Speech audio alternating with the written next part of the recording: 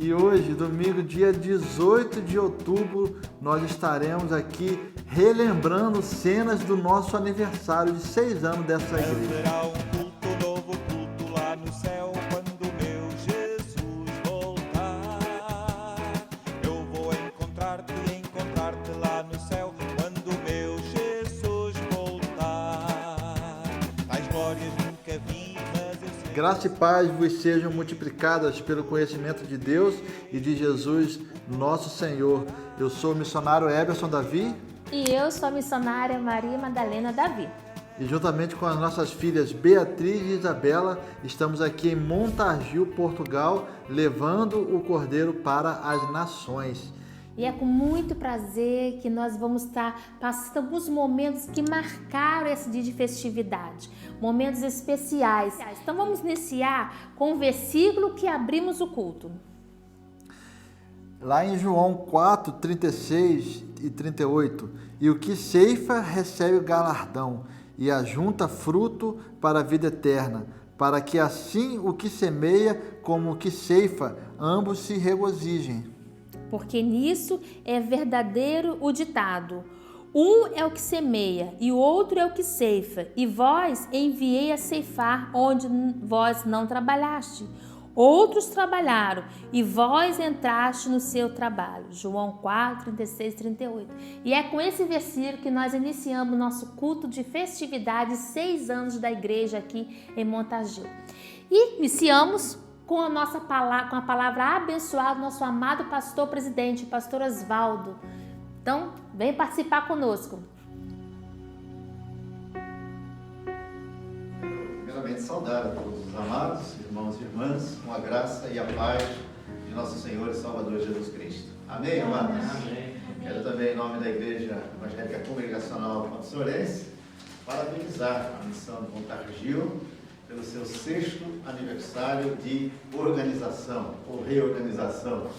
É um tempo de recomeço e nós louvamos a Deus por tudo que Ele tem realizado aqui nesta localidade através desta missão.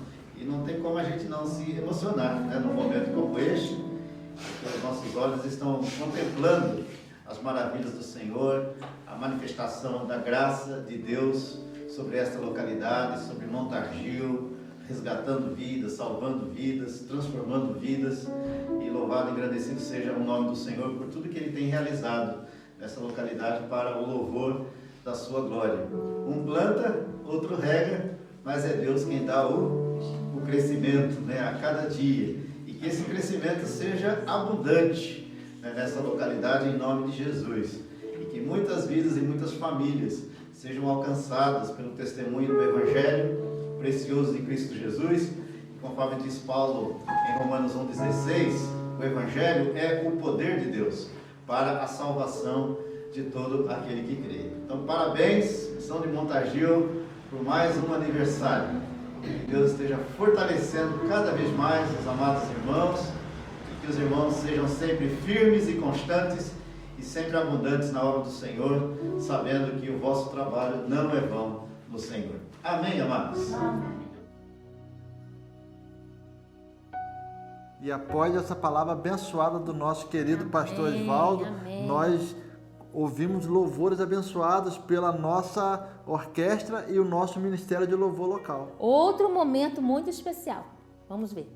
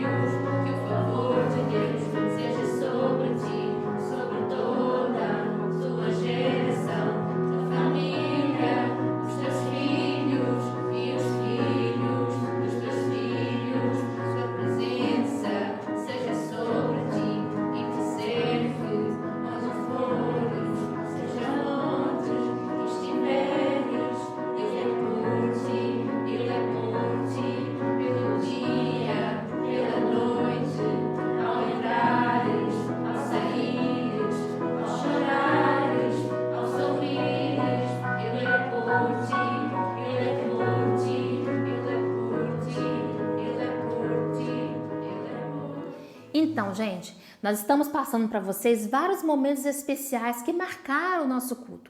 E este momento foi muito lindo. Foi o momento em que uma das irmãs aqui da nossa igreja, irmã Maria Antônia, da sua autoria, ela narrou uma poesia falando um pouco, de uma forma bem poética, sobre a igreja aqui. Eu quero que você veja isso. Muito emocionante. Portanto, parabéns mais uma vez por este aniversário, em especial a todos aqueles que para ele trabalharam, com fé, amor e esperança. Oremos para que a boa semente semeada neste lugar e em toda a parte do mundo traga muitas almas à salvação. Para todas as crianças, jovens, venham por Jesus lutar, no caminho reto e santo, venham neste mundo brilhar. Os teus filhos neste culto a ti querem somente louvar. Derrama em nossas vidas o teu amor que não tem par. Nesta tarde de esperança, Jesus amigo sem igual, a tristeza no descaso dá-nos gozo, vida e paz. Ó cristão, tem fé e esperança. Cristo é teu fiel amigo. Vive para nos suster e do inimigo defender. Tu me guias, ó Senhor, meu divino protetor. A minha alma está segura nos teus braços, meu Senhor. Jesus é a paz, o amor e a esperança. Sua presença está aqui. Aceitamos de Jesus esta herança. Ajuda-nos, Senhor, a viver só para ti. Glorioso é o Senhor, sua presença é divinal. Minha alma louva a Jesus, como eu, amigo, não tenho igual. Preciosa paz vem do Senhor, me guardará de todo o mal. Ele é o grande Salvador, até ao dia final. Fortalece, Senhor, a tua igreja. Ó bendito Salvador, vem nossas vidas iluminar. Só em ti eu confio, ó Senhor. Estas são as minhas últimas palavras. Adoremos a Deus acima de todas as coisas e amamos ao próximo como a nós mesmos. Foi assim que Deus nos mandou amar uns aos outros. O meu muito obrigado. E em outro momento do nosso culto muito especial também, nós pudemos ouvir o João Francisco, neto do pastor João Narciso, narrando, através da leitura do histórico que nós fizemos aqui, sobre como iniciou o Evangelho aqui na Vila de Montargil. E detalhe, a Vila de Montargil, ela nasceu em 1315, então tem mais de 700 anos de história essa vila aqui, e o Evangelho chegou aqui há menos de 60 anos. Então preste atenção no que o João vai narrar. É o passado e o presente junto. E logo após tem também a palavra emocionando para o próprio pastor João Narciso. A freguesia de Montargil, desde que foi instituída por Dom Dinis em 1315, perdeu carta de foral, tem uma história de tradição católica romana fortemente enraizada. Só na pequena vila de Montargil, com apenas 296 km², há mais de 10 igrejas e capelas católicas, com uma população de aproximadamente 2.000 pessoas, e após 500 anos da Reforma Protestante, que revolucionou a Europa e o mundo, a freguesia de Montargil consta apenas com uma igreja evangélica, com aproximadamente 20 pessoas. A primeira menção de trabalho evangélico em Montargil remonta aos anos de 1964 a 1966, com o trabalho missionário incansável do saudoso pastor José Marcos Galato, então pastor da Igreja Congregacional de Pontesoura, que iniciou uma pequena congregação numa pequena casa emprestada até se conseguir uma casa alugada definitiva. Infelizmente não conseguiu continuidade do aluguel e a pequena missão veio encerrar-se. Tinha uma assistência média de cerca de 10 a 15 pessoas. A semente havia sido lançada no solo e no tempo apropriado iria dar seus frutos. Em meados dos anos 80 e início dos anos 90, o pastor Vítor Biscaia, à época obreiro da Igreja Congregacional de Pontesoura, fez uma nova tentativa de plantação do Evangelho em Montargil, adubando as sementes lançadas anteriormente, trazendo assim mais luz do Evangelho em meio Pascoal da Freguesia. Tenho que citar aqui um sentimento meu. De facto, depois de muitas voltas, o trabalho foi reiniciado por uma pessoa que nós temos connosco. O meu filho Daniel Silva. Ele foi, de facto, aquele que, juntamente, naturalmente comigo, apoiei, começar um trabalho de raiz aqui em Montargil. Isto em 2014. Durante alguns anos, ele acompanhou esse trabalho, o Senhor o chamou para a glória e hoje o trabalho continua, graças a Deus. Porquê? Porque continua a haver homens e mulheres que realmente acreditam que os homens passam, mas a Igreja continua. Tenho apenas a agradecer aos nossos irmãos aqui, o irmão Everson David e o pastor está aqui presente, a Igreja de Conselho, mas também tem esta responsabilidade de pastorear, o pastor Osvaldo. Eu quero agradecer aos irmãos por terem acompanhado este trabalho, que foi com muito carinho e com muito trabalho e com muita coragem que ele iniciou. É pena, e seria pena, que ele terminasse assim. Mas graças a Deus, porque a semente está cá e há obreiros que estão dispostos a trabalhar em favor de Montargil. Muito obrigado, irmãos, e a todos aqueles que têm acompanhado este trabalho.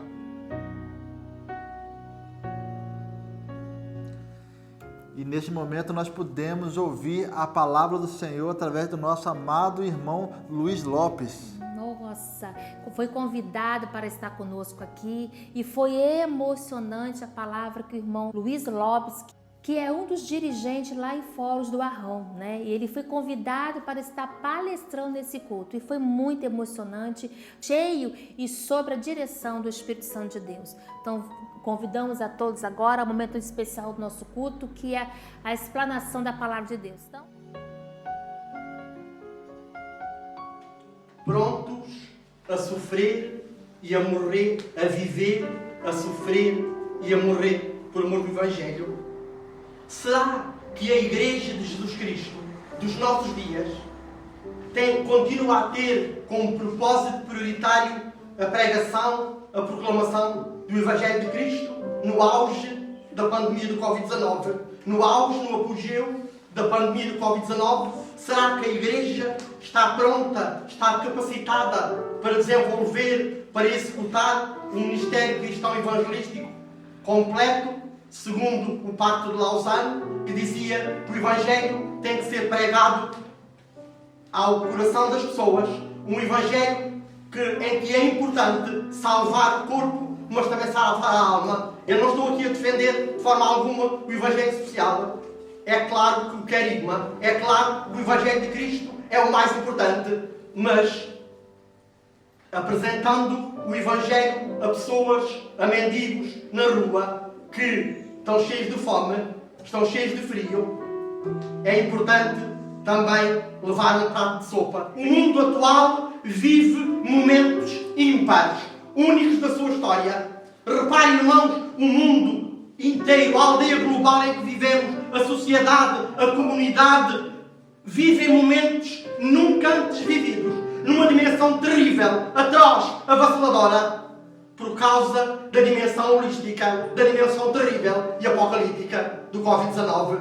O Covid-19, muitos já têm pronunciado, pode ser o princípio das dores. Nós não sabemos. Não há ninguém que possa dizer que estamos a começar o princípio das dores. Mas, de facto, é um momento ímpar na nossa história. Nunca aconteceu nada assim. Morreram já mais de 1 milhão de pessoas, mais de 30 milhões foram infectados. O mundo vive um momento aterrador. Onde fica, e as 4 grandes questões que eu gostaria de perguntar é isto: onde fica a Igreja Cristã Bíblica do século XXI no meio desta realidade circundante? Onde será que a Igreja Cristã Bíblica do século XXI valoriza efetivamente o ministério da pregação, da proclamação do Evangelho de Cristo no auge da pandemia do Covid-19? Será que a Igreja Cristã Bíblica do século XXI continua verdadeiramente empenhada no ministério de pregação cristocêntrica no apogeu desta pandemia avassaladora que tem infectado, tem levado pessoas à doença e à morte? Em suma, será que a Igreja de Jesus Cristo do século XXI está pronta a viver, a sofrer e a morrer por amor do Evangelho de Cristo, tal como o apóstolo Paulo preconizava? Será que esta Igreja que está hoje aqui, a Igreja que nós conhecemos, está pronta a viver, a sofrer e a morrer por amor do Evangelho no auge da pandemia do Covid-19? O mais importante é o Evangelho, mas levar o prato de sopa, levar a camisola, levar o cobertor, mas falar do Evangelho não é só lá ir dar comida, como o exército, como o governo e como tantos fazem. Não quero aqui referir outras religiões para não ferir suscetibilidades, mas é apresentar o Evangelho, o querigma. E então proclamemos o Evangelho cristocêntrico no apogeu, no auge da pandemia do Covid-19. Esta é a ideia central desta mensagem. Proclamemos o Evangelho cristocêntrico no apogeu da pandemia do Covid-19. Gostaria de levar os queridos a lerem e, se fazem favor, poderão ler referência à Palavra de Deus. Vamos ler 2 aos Coríntios 4, 1 a 18. Vamos ler um dos mais importantes mensagens sobre isto, em que Paulo faz a apologia do Evangelho de Cristo, do Evangelho cristocêntrico. Leiamos 2 aos Coríntios 4, 1 a 18. Que tendo este ministério, segundo a misericórdia que nos foi feita, não desfalecemos. Pelo contrário, rejeitamos as coisas que por vergonha se ocultam. Não andamos com astúcia, nem falsificamos a palavra de Deus. Antes, recomendamos à consciência de todos os homens, na presença de Deus, pela manifestação da verdade. Mas que o nosso Evangelho ainda está encoberto, para os que se perdem, está encoberto, nos quais o Deus deste século cegou os entendimentos dos incrédulos, para que não resplandeça a luz do Evangelho da glória de Cristo, que é a imagem de Deus. Pois não nos pregamos a nós mesmos, mas a Cristo Jesus, o Senhor, e nós mesmos somos vossos servos por amor de Jesus. Pois Deus, que disse, das trevas resplandecerá a luz, é quem brilhou em nossos corações para a iluminação do conhecimento da glória de Deus na face de Jesus Cristo. Temos, porém, este tesouro em vasos de barro, para que a excelência do poder seja de Deus e não de nós. Em tudo somos atribulados, mas não angustiados, perplexos, mas não desanimados, perseguidos, mas não desamparados, abatidos, mas não destruídos, levando sempre da parte o morrer do Senhor Jesus no nosso corpo, para que a vida de Jesus se manifeste também em nossos corpos. E assim nós que vivemos, estamos sempre entregues à morte por amor de Jesus, para que a vida de Jesus se manifeste também em nossa carne mortal, de maneira que em nós opera a morte, mas em vós a vida. E temos, portanto, o mesmo espírito de fé, como está escrito: Cri, por isso falei. Também nós cremos, por isso também falamos, sabendo que aquele que ressuscitou ao Senhor Jesus nos ressuscitará também por Jesus e nos apresentará convosco. Tudo isto é por amor de vós, para que a graça, multiplicada por meio de muitos, torne abundantes as ações de graça para a glória de Deus. Por isso, não desfalecemos, ainda que o nosso homem exterior se corrompa, o interior, contudo, se renove de dia em dia, pois a nossa leve e momentânea tribulação produz para nós eterno peso e glória, acima de toda a comparação. Portanto, nós não atentamos nas coisas que se veem, mas nas coisas que se não veem, pois as que se veem são temporais e as que se não veem são eternas. Amém. Vejamos então, olhando para esta passagem, e passem os vossos olhos uma vez mais sobre ela. Paulo escreveu, segundo aos Coríntios, no decurso da sua terceira viagem missionária, quando estava na Macedónia, provavelmente em Filipos, por volta do ano 57 depois de Cristo.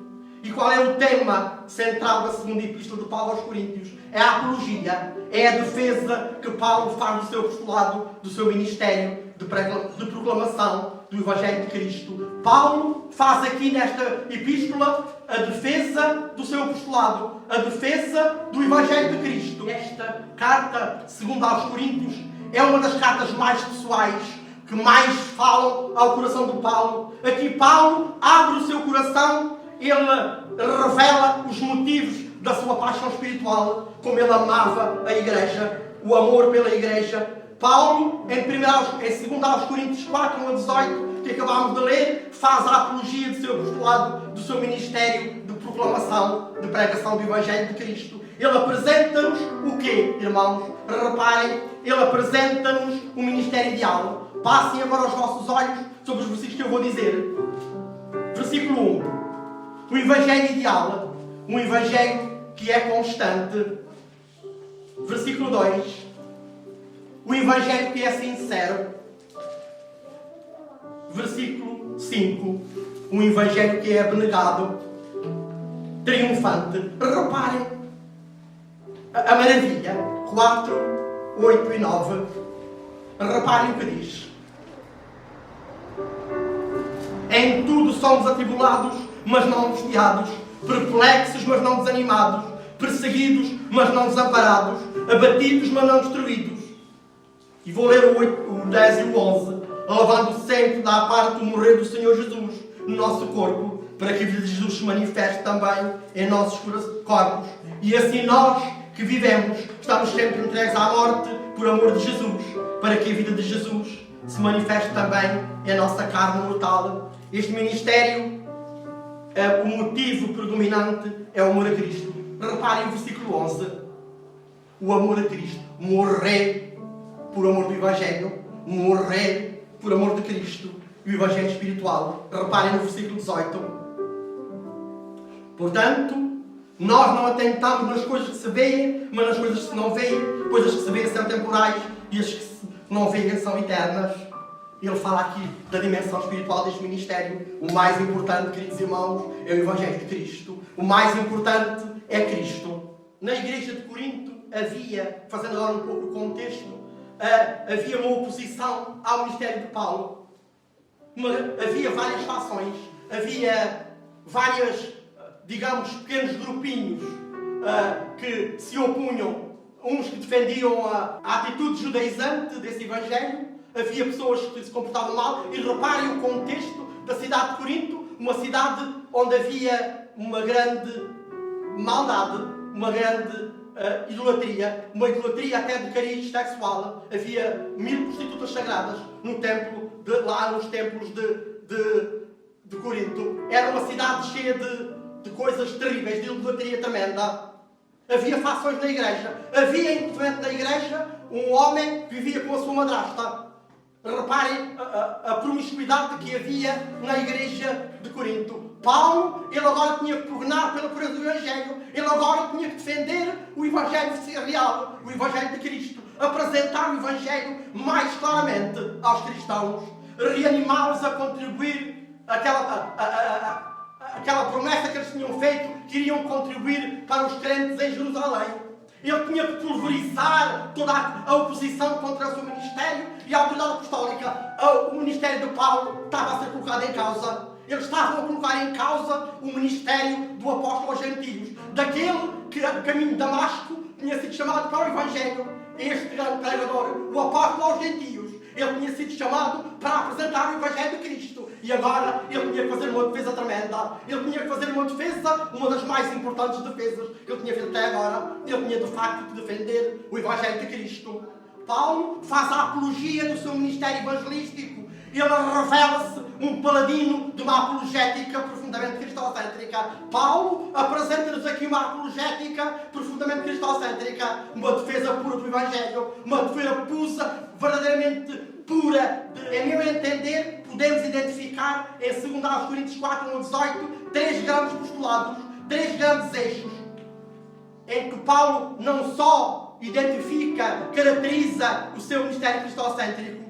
Ele vai identificar, ele vai caracterizar, mas ele vai sobretudo exortar. Isto não é só para caracterizar, não é só para identificar, mas é sobretudo também para encorajar aqueles na igreja, a igreja que tem que, portanto, pregar o Evangelho. Não é só o pregador, não é só o pastor, não é só o apóstolo que apresenta o Evangelho, é aquele crente fiel, aquele crente que ama o Senhor, aquele crente que está preparado para testemunhar do Evangelho. Ele tinha que preparar a igreja para apresentar o Evangelho de Cristo. Ele tinha que preparar a igreja para apresentar um Evangelho tremendo, um Evangelho que fizesse viver, um Evangelho de vida, um Evangelho de vida, não um Evangelho de morte, não um Evangelho que está realmente arraigado em coisas judaicas, em coisas tremendas. Este Evangelho está arraigado em Cristo, este Evangelho está arraigado na cruz de Cristo, e era este Evangelho que ele tinha que pregar, é este Evangelho que ele tinha realmente que identificar. A cruz está vazia, Cristo já não está aqui, Cristo já ressuscitou. Nós, evangélicos, pregamos o Evangelho de um Cristo vivo. E é este Evangelho, é este querigma que Paulo apresentava. Portanto, reparem, queridos, reparem que Paulo encoraja. Ele tem um propósito prioritário de um ministério evangelístico cristocêntrico, a viver, a sofrer e a morrer por amor do Evangelho. Paulo queria morrer por amor do Evangelho. Paulo identifica aqui, reparem então no versículo 1.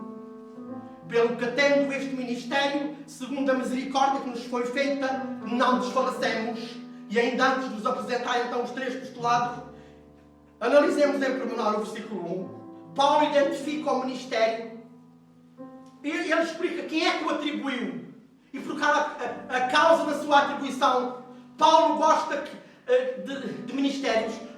Todos os comentaristas que li, todas as coisas que vi, Paulo adorava o ministério, não apenas como dom, mas apenas como serviço. Um apaixonado pelos ministérios, um apaixonado pelo ministério da pregação da palavra, um apaixonado pelo Evangelho de Cristo. Que ministério é este? Que ministério é este? É o ministério da proclamação, da pregação, do Evangelho de Cristo. Está subentendido, reparem, pelo que tendo este ministério, segundo a misericórdia que nos foi feita, não desfalecemos. Quem é que atribuiu este ministério? Deus, Cristo, o Espírito Santo, o Deus triuno. Foi Ele que atribuiu este ministério a Paulo e aos pregadores. Porquê? Que tipo de ministério é este? É o ministério que proclama, é o ministério que prega. Mas o que é proclamar? É o querigma. E segundo a Wikipédia da Google, nós podemos querigma do grego. Querigma significa mensagem, pregação, anúncio ou proclamação. O que é que ele inclui? O que é o querigma? Afinal, o que é esta palavra grega, este anúncio, esta proclamação, esta mensagem, o que é que isto quer dizer? 3 coisas. Jesus Cristo é o Messias, o Filho de Deus. Ele está morto e ressuscitou. E já não está aqui. A cruz está vazia. Ele está morto e ressuscitou. E quem fala presta um testemunho pessoal. E ele pede conversão. 3 aspectos. Ele é o Messias, o Filho de Deus. Ele está morto e ressuscitou. E ele pede conversão.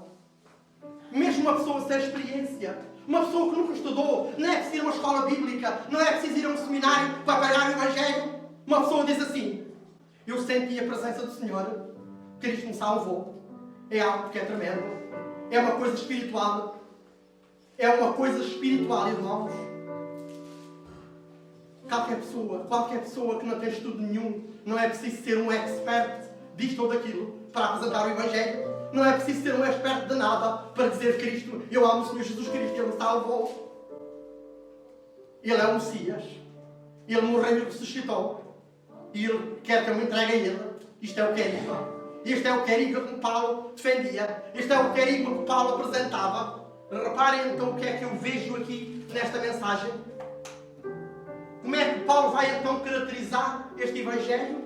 Como é que ele vai identificá-lo? Como é que ele vai exortar?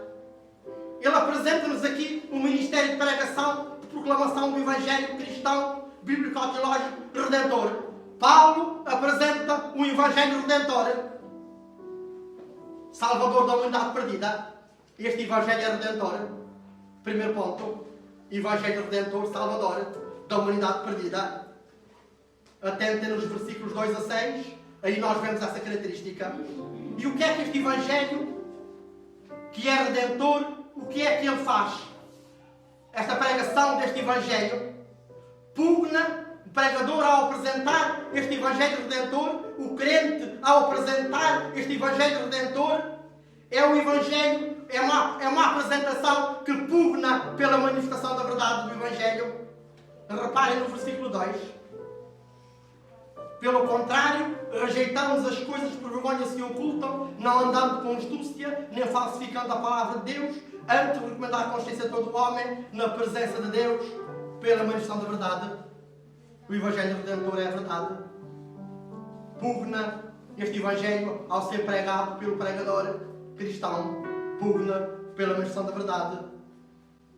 O Evangelho procura levar a luz do Evangelho de Cristo aos homens pecadores perdidos, às mentes daqueles a quem o Deus deste século, Satanás, é o Deus deste século, procura nublar as suas mentes.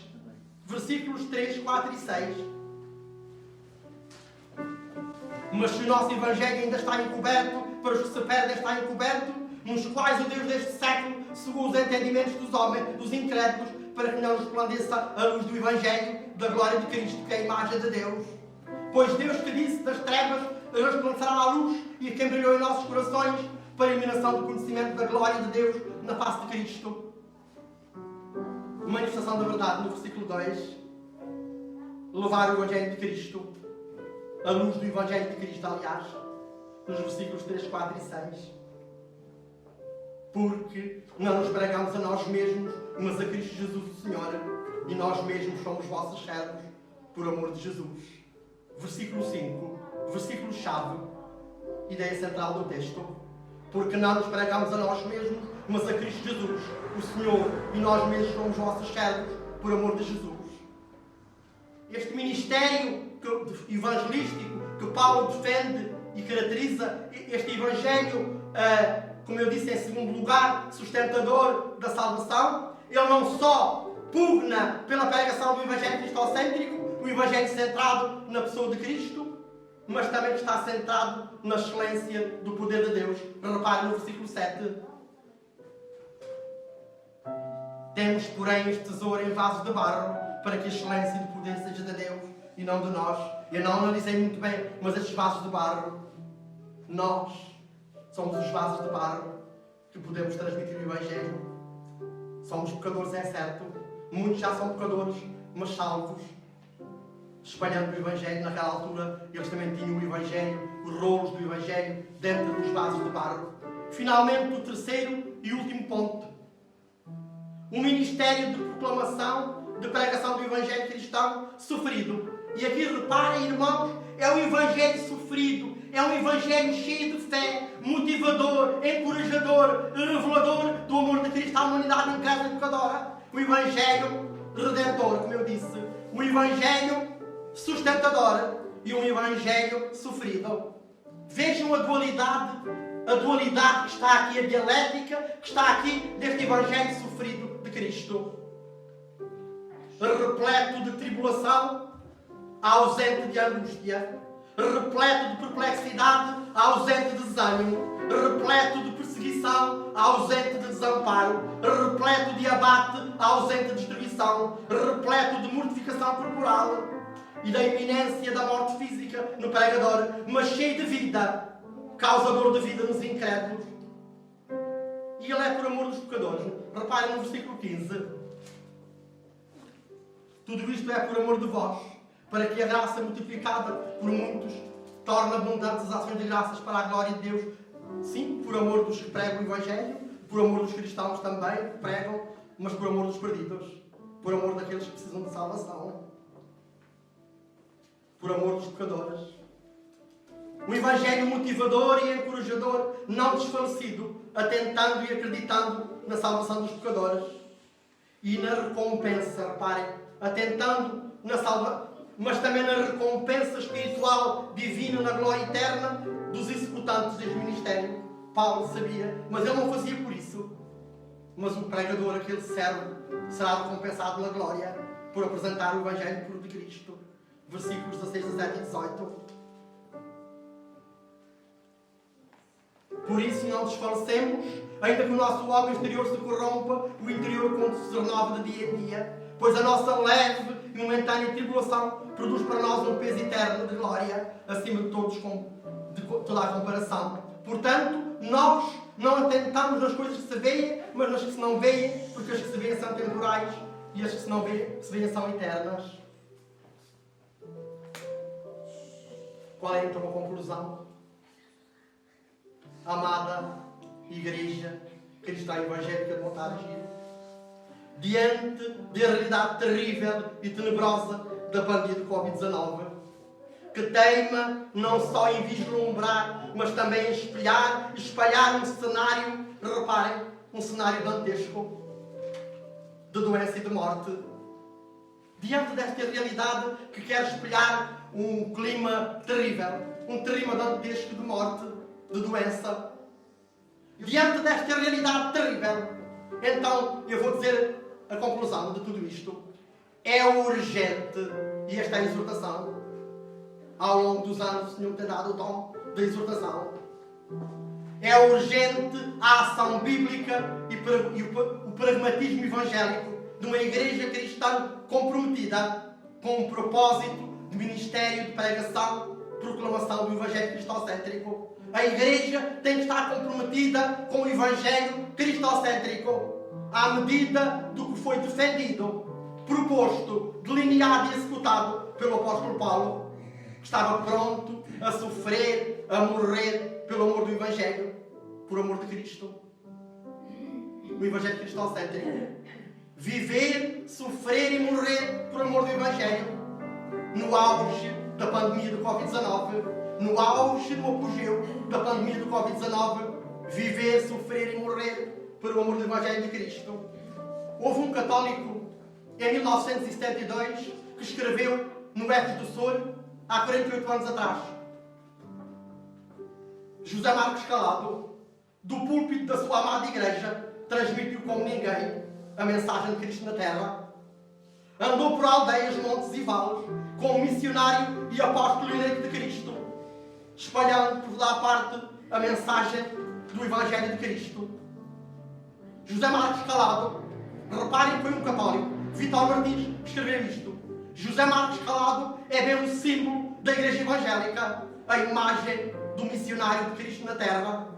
Edificou uma obra, uma casa de oração, onde assenta o pilar da sua nobre e sublime ação evangelizadora.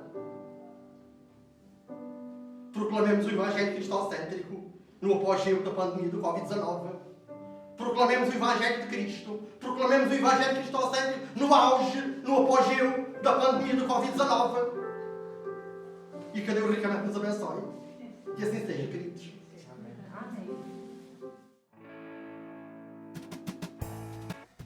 E como todo aniversário, não poderia deixar de ter o quê?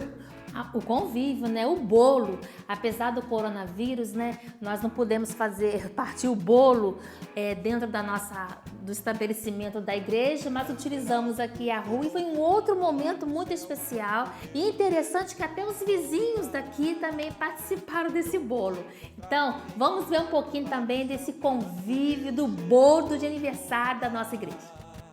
Tais glórias nunca vi, mas eu sei que é assim, pois eu mesmo prometeu. O coro cantará, Jesus dirigirá esse culto lá no céu.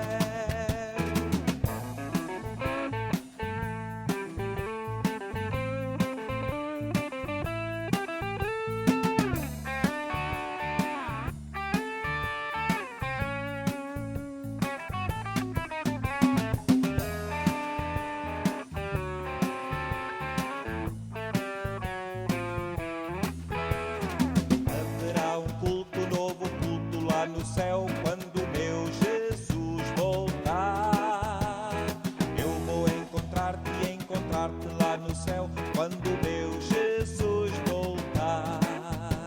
Tais glórias nunca vi, mas eu sei que é assim, pois eu mesmo prometeu. O coro cantará, Jesus dirigirá esse culto lá no céu.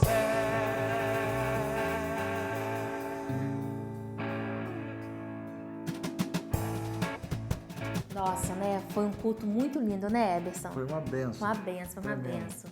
Espero que vocês tenham gostado, né, de todos que participaram através de suas poesias, narrando a história, os louvores, o momento do convívio. Espero que você tenha se emocionado com o nosso culto, a palavra do nosso amado pastor Oswaldo. E nós queremos convidar você também a fazer parte desta igreja. Estamos todos os domingos a partir das 5 horas da tarde. Começa um culto e às 6h15 inicia um outro culto. Então você é convidado a estar conosco aqui. Tomamos todos os cuidados necessários, né? Distanciamento, uso de máscara, desinfetamos o local. Então venha sem medo nenhum. Pode vir, venha louvar e adorar a Deus e fazer parte também dessa história tão linda que não acabou. E essa igreja continua marchando. A palavra do Senhor diz que as portas do inferno não prevaleceriam contra a igreja, e não prevalecem. Então, nós já estamos almejando outros passos ainda maiores. Então, pedimos a você que ore por essa igreja, para que nós possamos, em breve, estar num outro local, num ambiente maior, para poder receber você e todos os habitantes aqui de Montargil. Um beijo, uma boa semana para todos e que Deus abençoe a todos no nome do nosso amado Senhor Jesus. Até o próximo culto. Amém. Deus abençoe. Tchau.